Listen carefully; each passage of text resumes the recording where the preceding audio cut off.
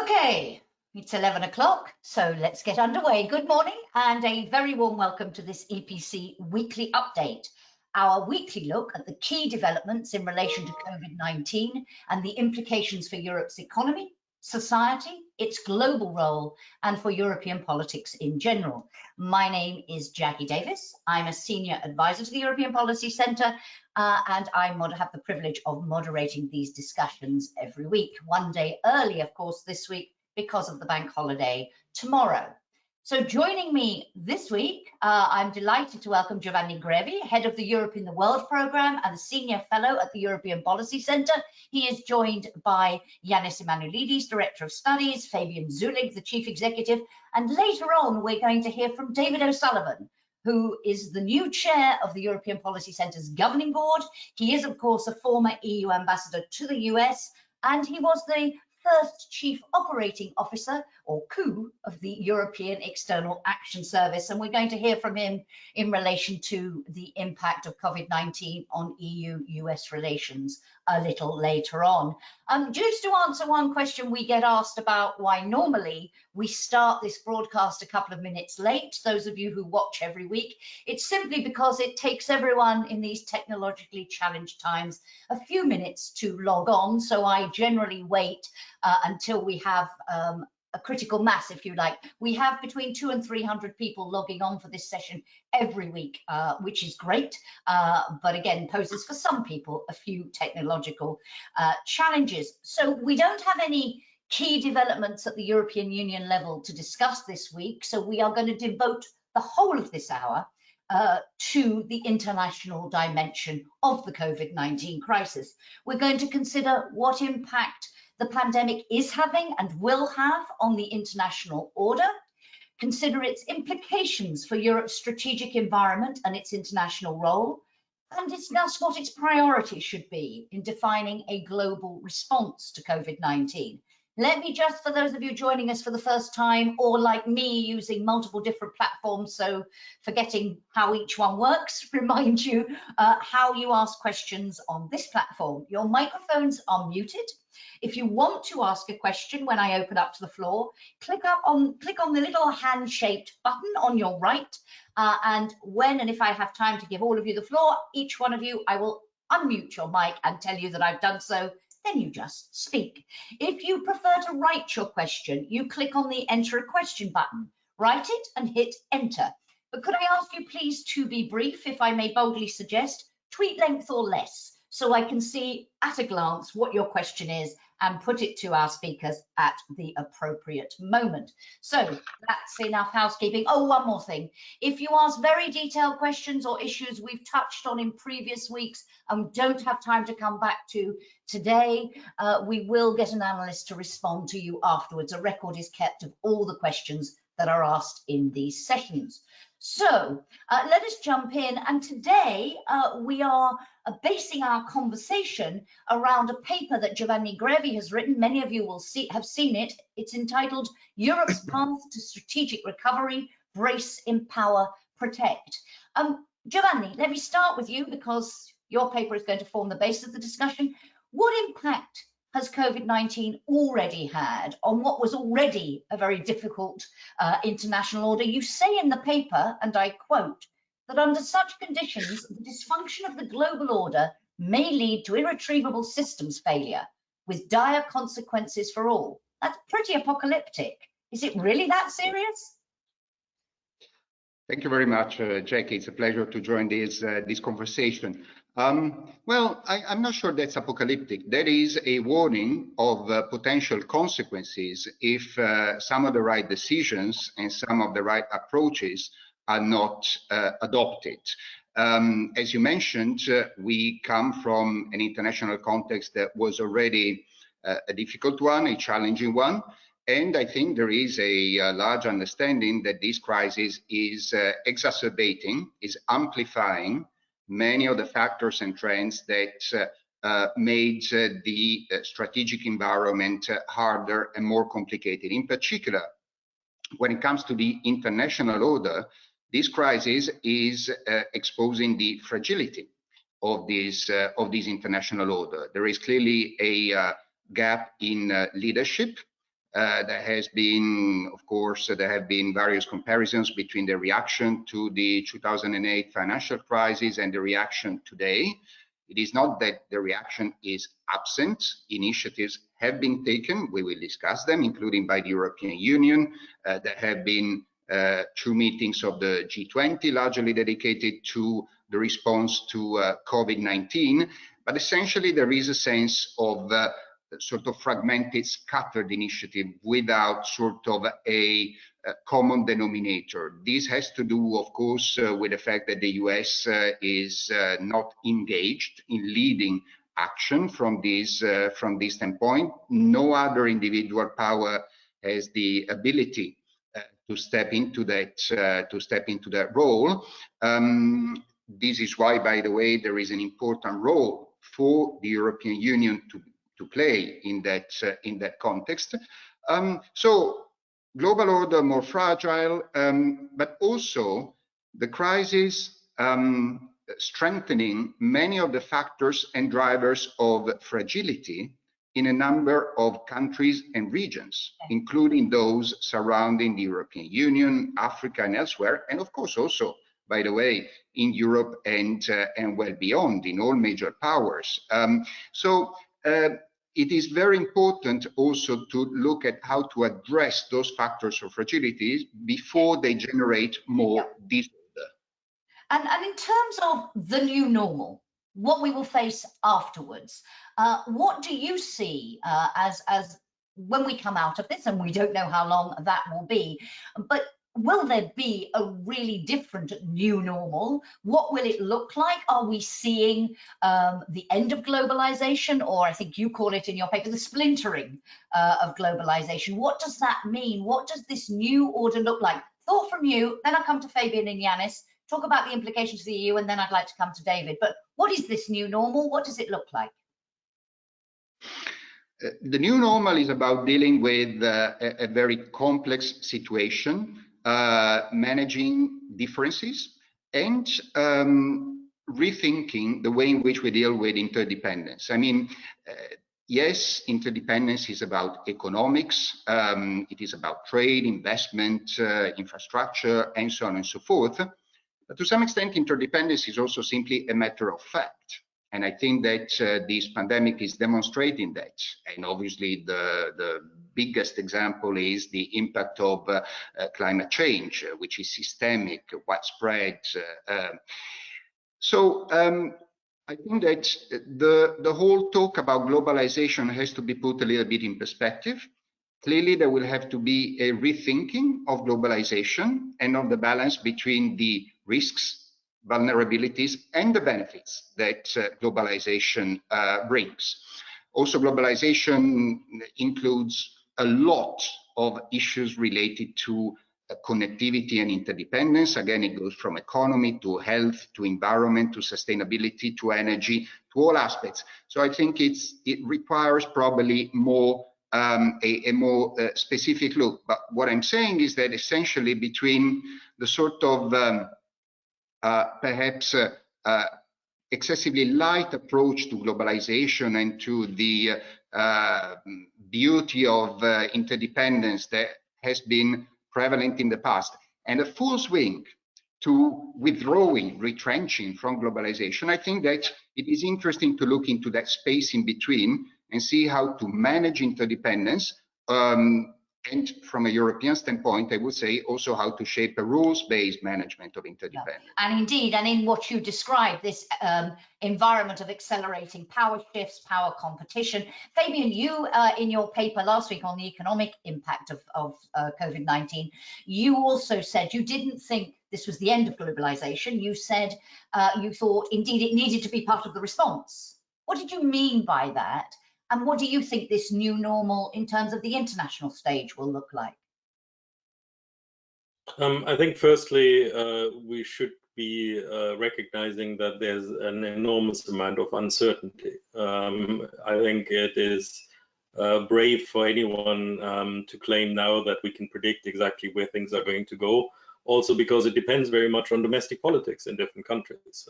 We will see what the challenge is. We'll come back to the US in a few minutes, but For example, we don't know whether President Trump is going to be re-elected or not. So we need to be humble about what do we know that's going to happen, or what we are speculating about. But I would say that when we're looking at globalization, clearly when we're looking at it from an economic point of view, interdependence is a fact. It is not something which is going to go away. And that interdependence, particularly in Europe, helps us to do many things. We have a single market, which is essential for example, at this moment, for bringing medical supplies, for bringing food, for bringing the things which are needed from one country to the other.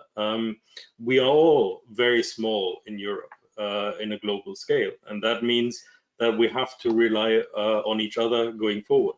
But what I also think, and I mentioned that in my paper as well, is that the world is going to change. One of the key things we are already seeing is that government will be much more involved in the private sector, in decisions which are taken. We will have a very different discussion about state-owned enterprises, about what this means in particular sectors. Are we going to have a health sector which looks like it does now, with the dependencies which are there? And I think this is also one of the questions which we have to answer, is in what areas are we talking about interdependence, and in what areas are we talking about dependence? Because there are many areas where in Europe we actually have to rely on others because we simply don't have the capacity to do it at the moment. Yeah, and Janis, for you, are you as apocalyptic as Giovanni is in terms of the potential consequences if we don't get this right? We'll come to the remedies in a moment. Or in other areas, you cautioned against over-defining this as a make or break moment for Europe, of overstating the challenge while not underestimating it. Are you, in terms of the international order, how serious a challenge do you think this is for Europe now? We don't know. That's the simple answer. As Fabian was indicating, there's a high level of uncertainty.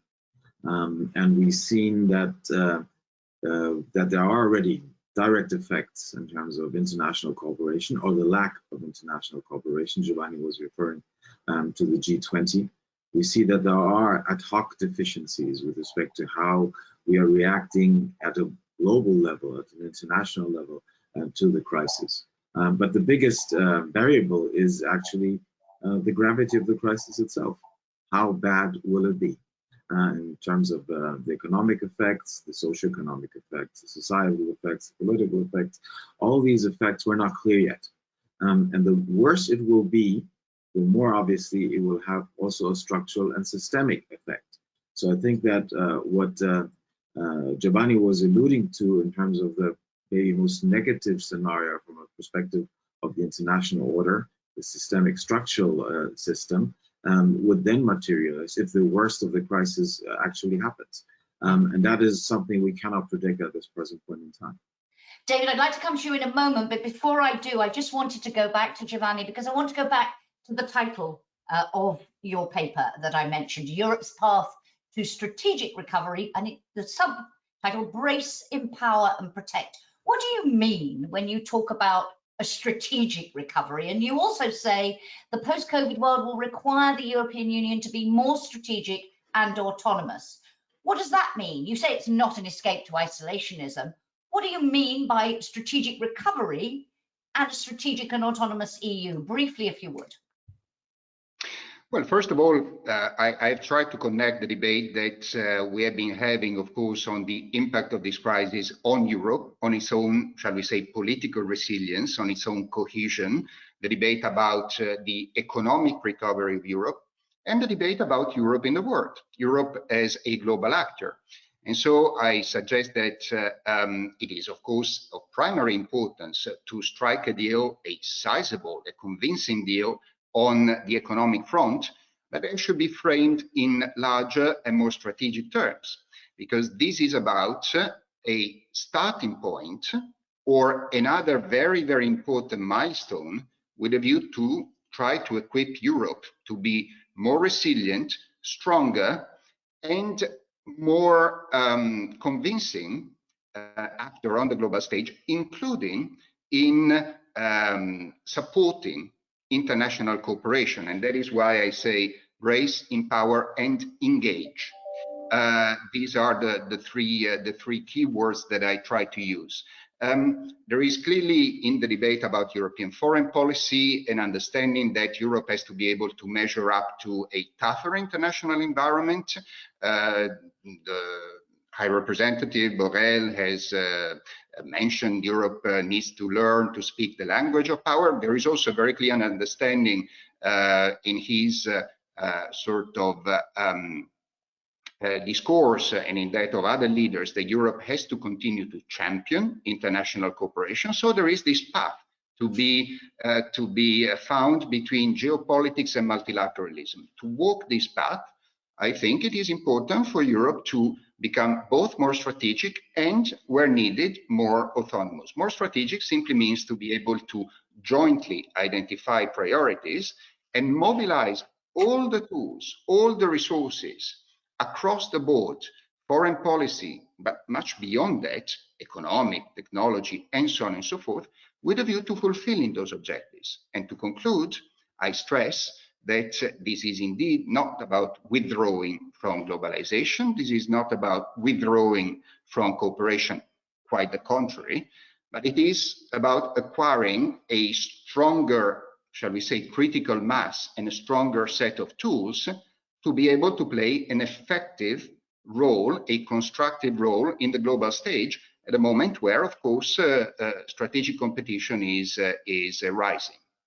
Thank you very much. And I think when you talk about geopolitics and multilateralism, this is the moment to bring in David O'Sullivan. David, thank you very much for joining us today. It's great to have you with us. Specifically, given your former role as ambassador of the EU to the US, can you just say a few words, please, about how you see the impact of the crisis so far on EU-US relations, and what do you think the long-term ramifications of what we're seeing now are? Well, thank you very much, Jackie. I would like, firstly, I'd like to commend Giovanni for his paper, which is an excellent piece of work. And for anyone who hasn't read it, it's on the website. It is a very good discussion of the issues that he's mentioned and that we're talking about. I think the point it is that what struck me when I read it was that, yes, it was in the context of COVID-19, but you could have written it pre-COVID-19 because it just describes Europe's dilemma in general about how we position ourselves in a changing global order. On the impact of COVID-19, I'm kind of with Fabian and Janis. I think it's, as Chow and Lai, I think, said about the Paris Revolution rather than the Bastille Revolution, it's too soon to tell. Genuinely, I think we need to be very cautious in drawing too many conclusions. We don't even know whether the health dimension of this crisis is under control or not. We're starting now to come out. Will we have a second wave? Will it get worse? Will it take root in Africa or elsewhere in ways which are even more life-threatening and destructive? So there's a lot of unknowns out there.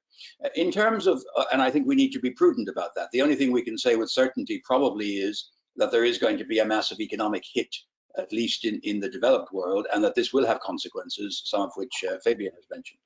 In terms of transatlantic relations, look, I think in the short term, not a huge impact. I mean, it has cut short the attempt for a sort of reset between the von der Leyen Commission and the Bush administration.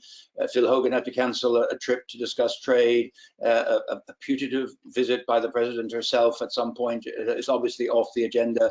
So it has, for the moment, I think, distracted from any attempt to focus on the many issues which divide us across the Atlantic at the present time. And we're all very focused on our internal problems on both sides of the Atlantic. So I think that's the main short-term impact. In terms of the longer term, exactly as Fabian has said, I think that the big question is, what is the impact of this on the US elections? Does it change the outcome? I mean, it certainly will impact on the outcome, but basically, I think for us in Europe and for the rest of the world, the outcome of the November elections are going to be absolutely critical in defining what the shape of the 4 years after that looks like. I think for Europe, regardless of who wins. We should not be under any illusion that if there were a democratic victory, all problems would be solved. We know they won't be. The structural problems that are there between us will need to be addressed. It may be slightly easier with someone in the White House who is less hostile to the EU than seems to be the case at the present time, but we shouldn't underestimate the challenges. So the challenges on the security front, the burden sharing, the challenges on the trade front.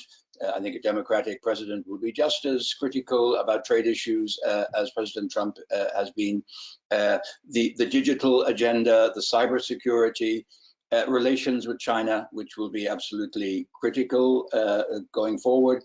I mean, there are other issues too, climate change, Russia, Middle East, but I think those four that I've mentioned will be the ones where really, and the question we need to ask ourselves, and this is my conclusion, is yes, we want a more autonomous Europe, but I don't think anyone believes that we can do without US leadership anytime soon. And therefore, how do we rebuild that relationship? Whether it was with a Trump 2 or a Biden 1, how do we rebuild that relationship in a way that makes the partnership more equal, continues the strong ties, but indeed recognizes that there are divergences and we will have different views on world events? And does Europe have the capacity to defend and to project its interests, sometimes in opposition to what might be the American position? If I could just follow up on that, and then in a moment I will go out to the room and take some questions.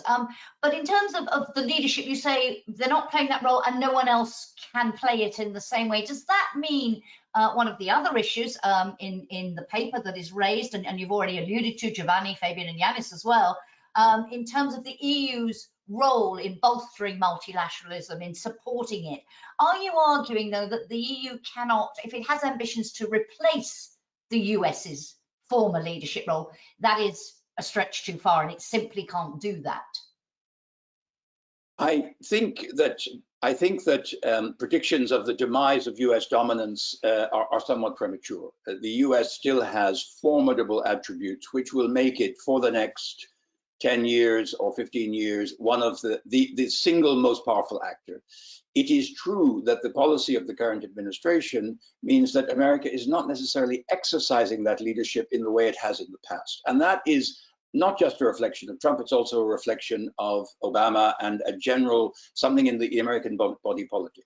So I think Europe has to be prepared to do more. But yes, I am profoundly convinced that we cannot substitute anytime soon for the global leadership role which the US has played. And I think neither can China and neither can anyone else anytime soon. We do need US engagement and the US to be part of whatever global solution we try to work out, however difficult that may be with an administration which is distinctly hostile to multilateralism or to international cooperation. Thank you. And I think people will endorse but be depressed by your prediction that a change of president won't suddenly lead to a dramatic reversal in what we've seen. But we can come back to that. Fabian, you wanted to come in. Yeah, I just wanted to make a comment on economic multilateralism, because I think we need to be wary that some of the basic premises of what we have supported there, what we have benefited from in the past, will also be changing. We are talking about a world with much more strategic competition, where we have a major issue of global excess capacity in a number of different sectors, and how we actually deal with that, whether that is done in a coordinated fashion or whether that is done in a way which follows the line of my country first. I will support my industry, and hopefully the others will run out of steam before me. I think this is what we are going to see in many different areas. So it is also going to be very difficult to maintain the same kind of rules, the same kind of approaches we've had in the past. And not least because also Europe will be different. We will have much more state involvement in a number of different sectors. So when we are going, for example, talking to the Chinese about the involvement of state-owned enterprises, that debate is going to change in future, because they will be able to point to many cases in Europe where we have supported strategically particular industries or particular sectors. And of course, that raises the issue of the World Trade Organization, because one can expect many more issues to be taken there. And at the moment, it's not functioning properly. There is a widespread agreement on reform, but can we get the reforms that will enable the World Trade Organization to play its role in this changed landscape? Janis, you wanted to come in, and then I'm going to go to Giovanni on this question of multilateralism and what the EU can do within the limits that we've heard about. But Janis first. After what we heard now from David and Fabian, just one remark to something which Giovanni said earlier. With respect to what we should aspire at the European level to do in view of the COVID-19 challenges. In his paper, he says, and I fully subscribe to that wish, is that the EU should become more strategic, it should become more autonomous, that it needs to be prepared to cope with power politics. All that is correct.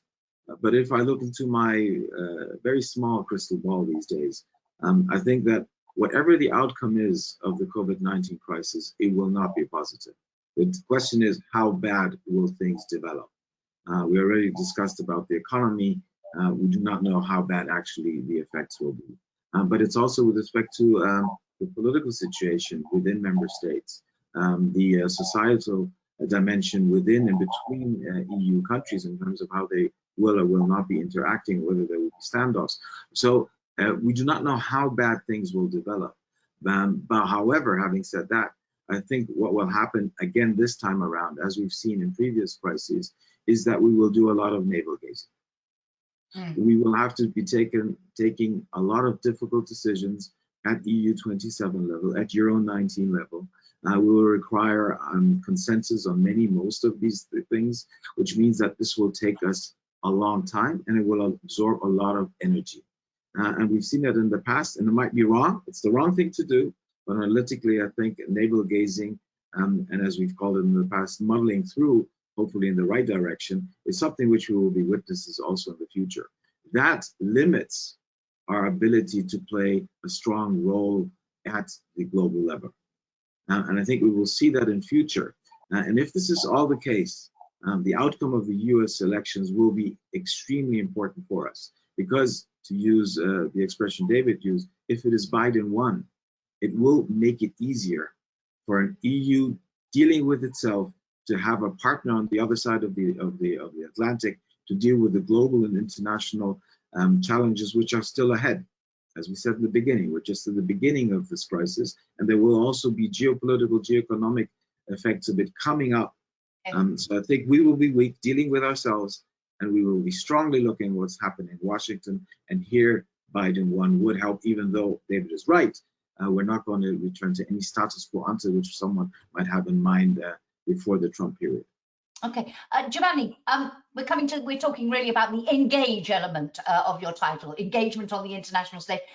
Reaction, if you would, to what the others have said, and particularly David's comments about the limits to the EU's ambitions, if you like. They have to be realistic and pragmatic about the extent to which they can provide that leadership that is currently missing. What do you believe the EU can and should do? And I think probably this links very much to your brace for turbulence and your empower joint action. But if it gets the first two right, and hopefully we'll have time to come back on those later, what can it do? What should it do to support multilateralism as best as possible in the face of these immense challenges?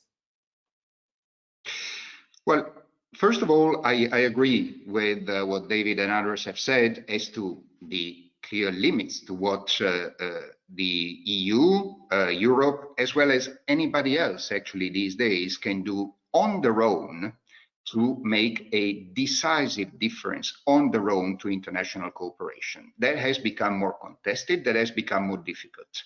So yes, one has to be pragmatic. But let us go back to the sort of European global strategy here that speaks of principled pragmatism. Now, of course, that is an effort to reconcile the two poles of the debate, and there is a tension there, and there are trade-offs. This is not about mathematics. It is not a perfect equation. It is a political effort to strike the right balance and to send the right message. So I think that one of the first roles that the EU, member states, Europeans can play is to sustain the message of the importance of rules-based multilateralism at a time when not many others are, and to manage to gather others around this message. And there are initiatives that are ongoing in this direction. So it is important to have a principle out there, a baseline proposition which is strategic.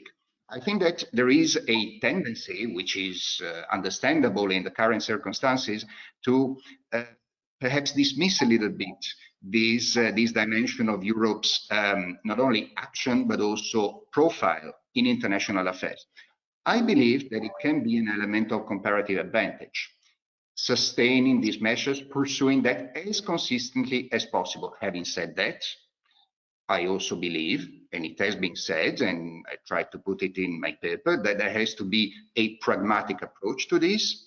There will have to be multiple lines of action, shall we say, proceeding at the same time, to try to cooperate whenever possible, and to act more autonomously when needed on a bilateral level, in groups of countries that share the same concerns, the same solutions, and so on and so forth.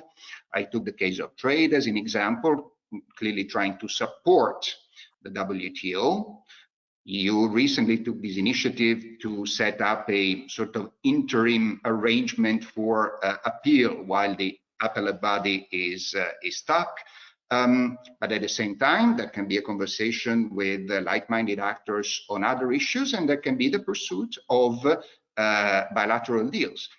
The key and the strategic test is, of course, to try and ensure that all of this is as consistent as possible, knowing that, once again, we are not dealing with a perfectly sort of scientific undertaking. Which is why your paper underlines the importance for this flexibility all the time. So we've now tackled also the empower element of your title. We may come back if we have time on the brace a bit later on, but let me take some questions from the room, and they're all written so far, no hands up as far as I can see. And David, one for you, if we might. Do you think there will be more convergence or divergence between the EU and the US in terms of dealing with China? That debate moving all the time at the moment. Well, I think it depends very much on the administration we're dealing with. I think it has been difficult with this administration, not because we don't necessarily agree with some of their criticisms of China, but because this administration clearly believes that a go-it-alone policy in dealing with China is preferable to the building of alliances. And that's a fundamental starting point. They have clearly made the calculus, for example, in the area of trade and economics, that they can get a better deal dealing with China one-on-one than in building, say, a coalition of the like-minded, the beginnings of which were there in the trilateral EU, Japan, US discussions, which focus mainly on the issue of subsidies and the revision of the subsidy scope. So I think if we are dealing with the present administration, it is going to be difficult to have a convergent view. And I do think that this administration probably starts from a view that this is a zero-sum game with China, that there is not an accommodation that can be reached. This is about who comes out on top. I think our view, respectfully, of most Europeans would be that the rise of China is inevitable, could even be positive in some ways, but it needs to be managed by the global community, and that requires engagement, and that requires discussion and finding positive outcomes to some of the differences which we have with China. I don't know that a democratic administration will be that different, because I'm struck by the degree of bipartisanship in Congress, of hostility to China at the present time.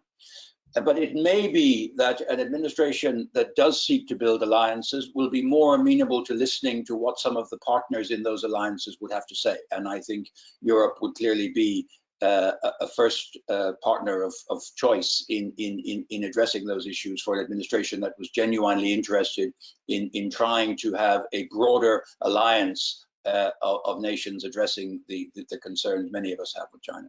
Thank you. There is a hand up, so let me go there first to Ricard. Ricard, can you hear me? have a lot of squashing on the line. I think we've got a child here, Ricard. I'll give you a moment. He's just muted his own mic. I think we'll give him a moment and maybe go back to him in a little while. Oh, the joys of online webinars. We have two questions which are related and more philosophical, if you like, in terms of going back to our question about the new normal. There are two. One says, in discussions like this, the need for cooperation is being highlighted, but in practice, we see the opposite, also in terms of the reactions of world leaders. Is it possible that citizens' reactions can change this? And then we have one about, we still seem to be thinking in terms of power blocks as competitors. Isn't this global threat a possibility for another mindset, or indeed working together as equal partners? So not an exacerbation of where we are, but a sort of reset brought about by the public, if you like, and public opinions. Giovanni, is it possible? I think that the engagement of all the relevant actors is essential to find cooperative solutions to some of the challenges. So, you know, the sort of debate about international affairs, global order, to some extent also goes in cycles. There has been the cycle of globalization, the cycle of the end of power, the cycle of non-state actors taking over, and states and governments becoming more marginal. Then, of course, there is the cycle of renewed geopolitical competition, the centrality of the states. Now, there is truth to all of that.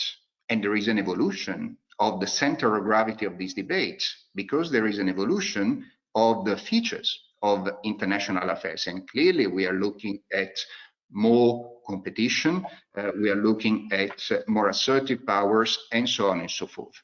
But that does not mean that all the rest has disappeared. It does not mean that in managing interdependence, the engagement of the private sector, of civil society, of local communities is not essential. It is. It does not mean that in addressing the drivers of fragility in developing countries, in emerging countries, and elsewhere across the world, the role of local communities, local authorities, business is not essential. It is. So clearly, part of the undertaking has indeed to be to harness the energy without necessarily directing it, but to create the platforms, the systems for these actors to connect. Today, already, in much of the developing world, so-called resilience is provided, not really so much, I believe, from international assistance, although that obviously has a role to play, but from the embedded resilience of these communities, of these non-state actors, which is, by the way, very commendable. So, yes, there is certainly a role for that. The geopolitical competition dimension does not rule that out, and vice versa. Okay. As to the question of power blocks, whether we cannot look at a sort of different mindset, well, I mean, I think that part of the conversation, and also part of what I tried to outline in my paper, is that one has to be realistic about the evolution of international affairs, about the actual sort of lines of confrontation, but also to take a equally realistic, pragmatic approach to managing these managing these differences. And I think that in some areas one will be able to see some progress. I mean, let us not forget, for example, the Paris deal and the follow-up to the Paris deal on climate change. One may say not enough, too little, too late, with a view to the natural challenge, but it has been a step forward in the technology, shall we say, of international cooperation and global governance. In other areas, it may be more difficult. In other areas, we see actually regression. Okay. So I think that, again, we're looking at complexity. Absolutely. Fabian, I think you wanted to come in, Janis, and then I'm going to try Ricard again to see if his children have gone to another room. Fabian first. I think if we are looking at international cooperation, we have to be realistic, and we have to recognize that our partners in the world are not only partners, they're also rivals, they're competitors, and a lot will depend also on their behavior and how far they are willing to do what we are willing to do. And I think climate change has already been mentioned. It's a patchy picture, and we don't have necessarily always the global agreement of how we go forward. And we even see that within the European Union. Are we treating each other in a cooperative way, or are we treating each other as competitors, rivals, etc.? And I think at times it's one, at times it's the other. But also when we're looking at some of these aims, I would say we have a test case coming in front of us where we will see whether Europe is going to walk the walk or whether we are simply talking, and that is our neighborhood. What is going to happen around us is going to be most likely very dramatic. And the one thing we know, both in terms of the health crisis and in terms of the economic crisis, that precaution and early decisive action is crucial. That if you wait, if you let things deteriorate, it becomes much, much harder to manage. It becomes much more costly to manage. So the question for me is now, at what point will Europe turn its gaze to the neighbors? Is going to take the responsibility we have as certainly a regional actor, but also as a global actor, seriously, and start to engage with what are we going to do in North Africa, in the Middle East, in Eastern Europe. And I think this is a really crucial question we haven't really addressed. And if we get it wrong, it is not only for the sake of the people there, which of course is the predominant consideration, but it's also about enlightened self-interest. If we are going to get this wrong, we're going to have very negative effects in Europe. Okay. And that also links to some of the issues raised in a new EPC discussion paper on the upcoming new pact on migration and asylum. One of the recommendations there that it sets conditions for more equal relationships and looks at how those partnerships are configured. Janis, a brief one if you would, because I now see 3 hands up in our audience, so I'd like to come to them in a moment. Just one reflection on this question as to whether citizens can do something to enhance cooperation at international level. And I reckon that the question was addressing both the European cooperation and the beyond Europe cooperation at the international level, and being critical of leaders not cooperating sufficiently enough. Unfortunately, I think as the negative consequences of COVID-19 will show themselves, I think we're going to witness both an increased polarization within our societies. Look at the debates you're already having in the US, where an already polarized society is being polarized even further in terms of how to react in the health dimension of the current crisis. I think we're going to see more of these internal divides within member states.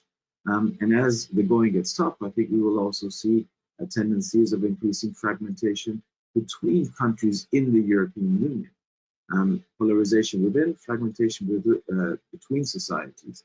That will increase the feeling of let's go for the us first logic. My country comes first, my society comes first. If that's the logic, I think that it will be leaders who will have to counter that. And I think that populists are only waiting for that a moment in time. The strategists, populists are thinking when that moment comes, our moment is there, and they will try to use it, and then leaders of the mainstream will have to counter that, maybe even against some of the tendencies among citizens.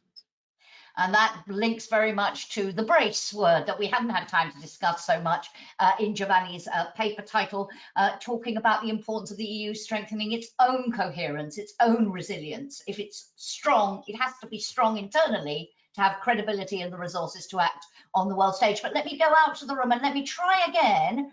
Ricard Uzu, are you there? Ricard? No. Seem to have him. Let me try another. I'll come back and try once more. Mark Reinhardt. Mark, can you hear me? Good morning, Jackie. Hi. Yes, thanks to the panel for a great discussion so far. I mean, we're obviously headed towards an economic downturn, a depression even. Notwithstanding what Janis just mentioned, I mean, major economic downturns in Europe, in the past decades, after an initial period of circling the wagons, country first policies, have actually led to considerable jumps in integration and economic integration. And I just would be curious, where do the panel members anticipate progress in terms of cooperation, jumps in cooperation, once we're well into this economic downturn, which is sure to come. Who would like to pick up on that? Wave at me. Fabian. I think we're already seeing some of that. I think one of the areas where we have actually seen decisive action very early on was the action of the ECB. If we are looking back at the euro crisis and the amount of time, the very bitter debate we had around what the European Central Bank should or shouldn't do, in this crisis, the central bank has reacted very quickly, very decisively, very early on, with very little discussion around Europe. So we are seeing some of these things having shifted already. I think there are, of course, also areas where there's a logic for more cooperation. I think we are clearly seeing that in the health sector, there is a very strong logic to do things together rather than separately, and not trying to then correct the imbalances, but actually having a more balanced development in future. But here we come back to the question of political will, and this is also a question of political leadership. Are countries really willing to consider doing things together?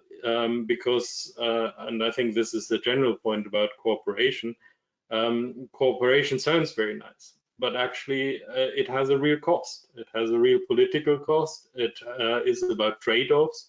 It is about also not always being first, and that is particularly challenging for those countries which are in a strong position, because there the tendency will often be that the population will demand that you focus on your own population first.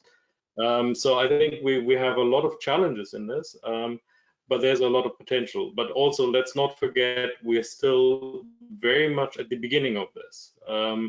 This is a long haul, in particular, when we're looking at the economic impact of this. This is not going to be something which is resolved in the next weeks. It is something which will be with us for the rest of this year, for next year, and the repercussions of this will be for a long time. And that also, in part to Mark's question, what is different is that we are talking about an unprecedented crisis.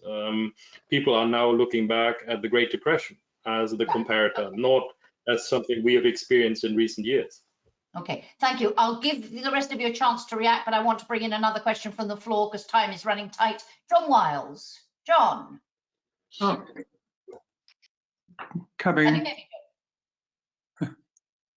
John?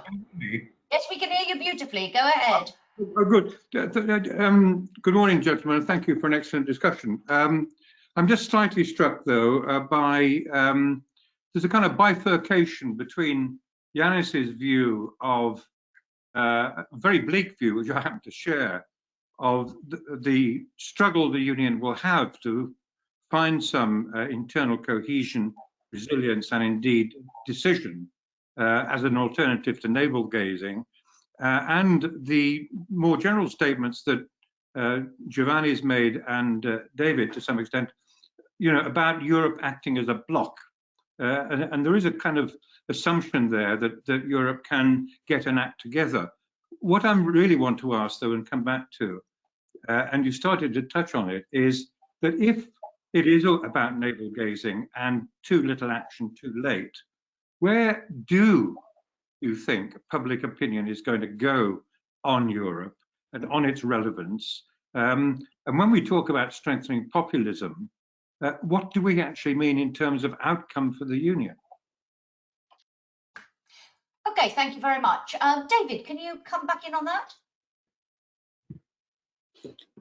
Well, I didn't think that I was excessively optimistic about Europe acting as a bloc. I thought I was rather kind of downplaying it, saying let's be modest about the degree of autonomy to which Europe should aspire. But I do think, to Fabian's earlier point about the regional dimension and the neighborhood, North Africa, the Middle East, Eastern Europe, I think it is very clear that the US, under whichever administration is elected in November, will play less and less of a role.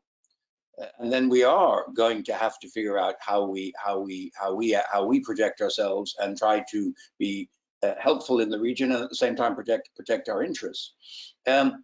On the degree of, you know, how much Europe, more Europe or less Europe will come out of this, I tend to come out on the slightly more optimistic side, simply because I think, for example, if you look at the issue of emergency response, to me, it's clear there's crying out for an initiative to be taken to have a more integrated European capacity to address future emergencies of this kind in the future better than we were able to do in this case.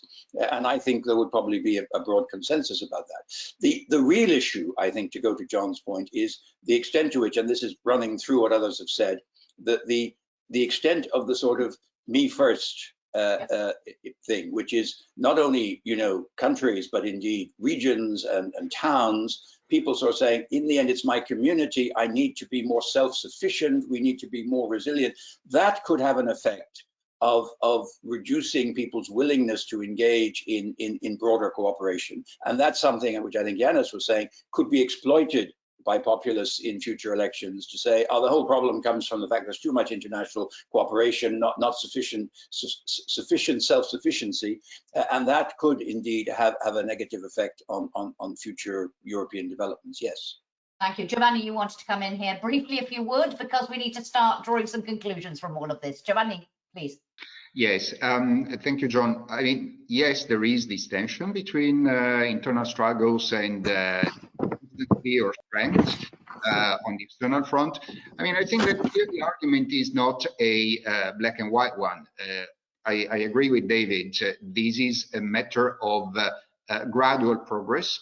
It is understood that autonomy is not around the corner. In fact, autonomy is rather a sort of ambition to be advanced.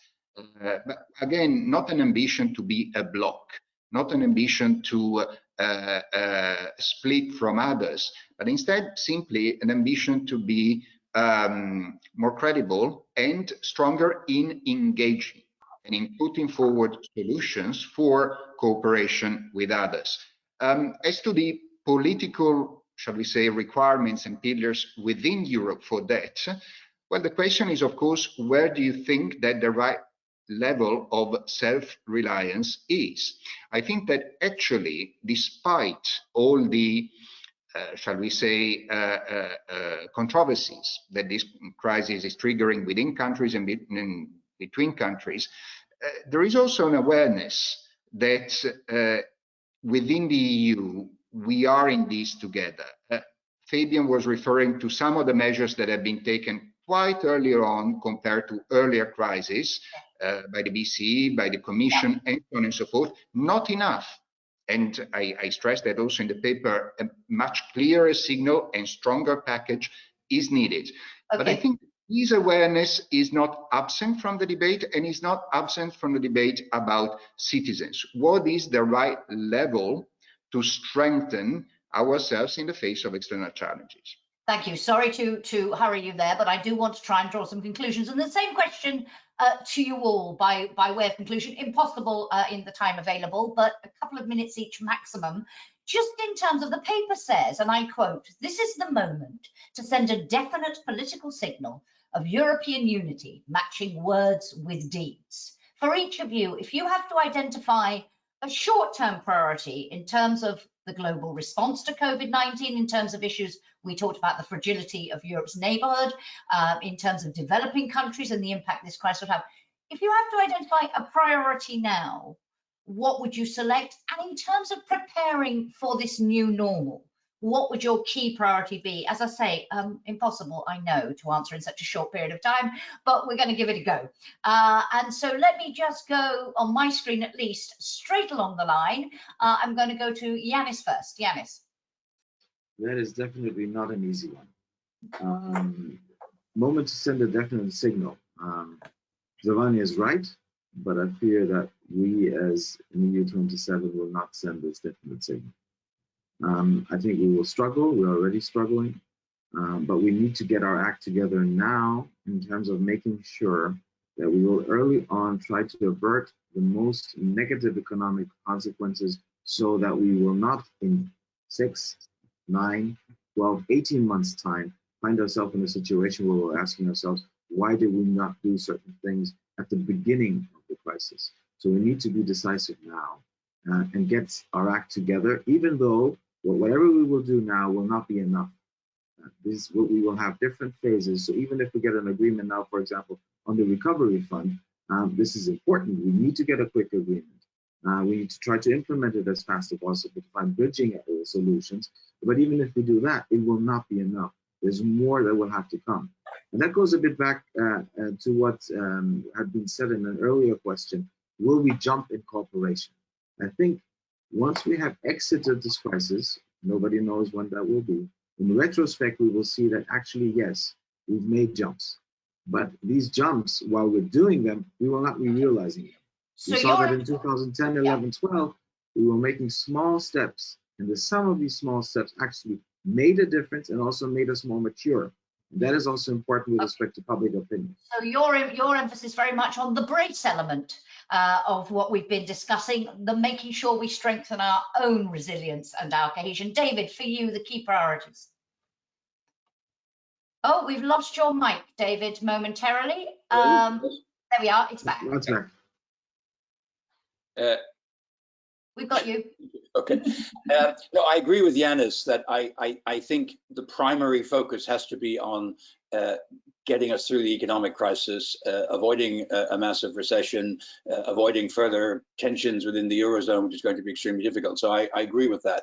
I would also highlight, you won't be surprised, the importance of a reset in transatlantic relations, because I think for the Union and for all of our member states, the relationship with the United States is so fundamental that it really is the point of reference for so much else of what we might want to do. And I think getting that right, whether with Trump 2 or Biden 1, and I think we have to be thinking about both scenarios, is in my view going to be a very important element of how we then deal with this issue more generally in the global community, because if we can't get our relationship with the US right, I think it's going to be extremely difficult for either of us to have the impact we would wish in further solutions to this crisis. Thank you very much. Giovanni, of all the things in your paper, what is your key priority? Well, what has been mentioned so far by Janis and David are clearly key priorities. I subscribe to that, so I will not repeat that. Let me go to another angle. In the paper, I try to make this link and to bridge the internal political debate and the debate about Europe in the world. I think that a particular aspect of that comes up also concerning the resources that are available to the EU and to its member states to operate on the international stage, and in particular vis-à-vis the, shall we say, extended neighborhood of the Union, from Africa to, of course, Eastern Europe and Middle East and so on and so forth.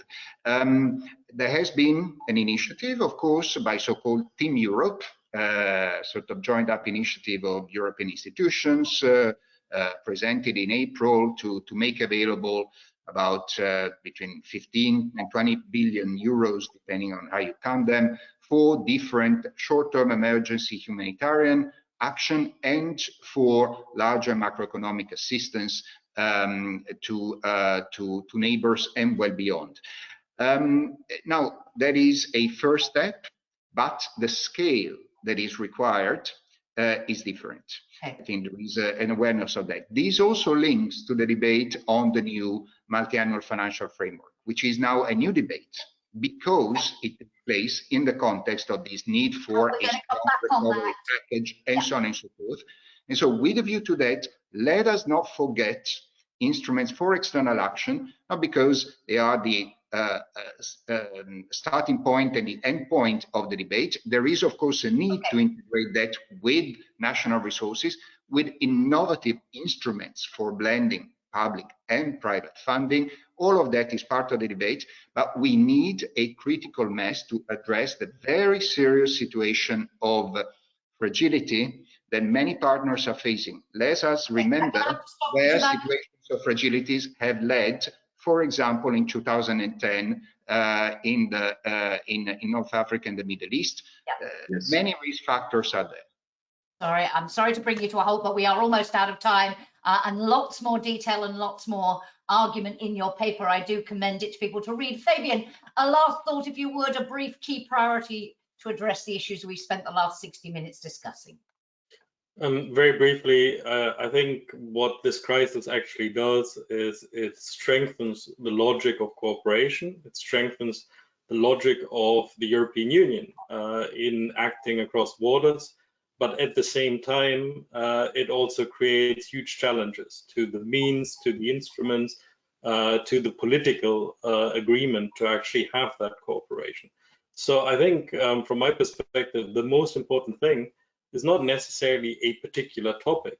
The most important thing is that the European Union shows that in this current situation, we can work cooperatively, that we can act together, that it is about Europe and it is not about individual countries doing their own thing, putting their own country first. If we can show that, I think that's a major advance, and then we also will have a more positive trajectory going forward. And one of the areas where we can do that is in our neighborhood, but there are also other areas where we can act effectively together in this current situation.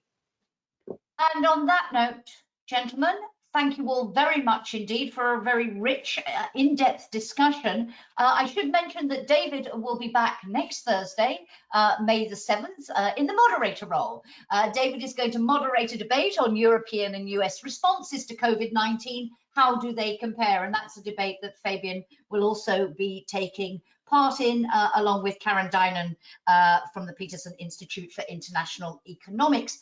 Please also watch out for publications on COVID-19 and the single market, the impact of the coronavirus on global terrorism, the end of big oil, and Iran, all coming to you very soon on your email and on the EPC website. So watch out for those, and I'll be back with Fabian and Janis in our usual slot next Friday, 11 o'clock, for the weekly update, where the focus will probably be, picking up on what Giovanni was talking about there at the end, on the European Commission's new proposal for the EU budget, the multi-annual financial framework, if they are published as scheduled on Wednesday. If they aren't, gentlemen, I suspect we'll be discussing what the hold-up is and what it tells us about the EU's struggle to come to a coordinated response on this issue.